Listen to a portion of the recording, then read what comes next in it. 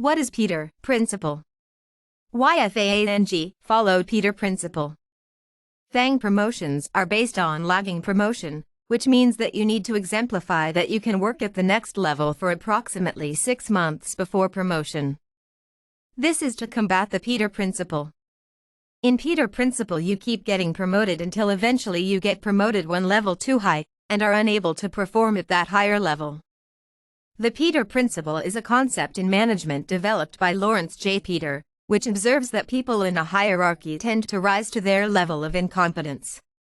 Employees are promoted based on their success in previous jobs until they reach a level at which they are no longer competent, as skills in one job do not necessarily translate to another.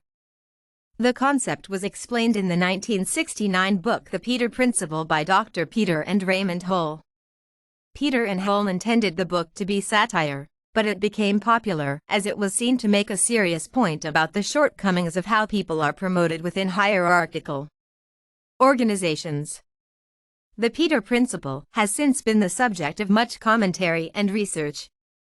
The Peter Principle states that a person who is competent at their job will earn a promotion to a position that requires different skills. If the promoted person lacks the skills required for the new role, they will be incompetent at the new level and will not be promoted again.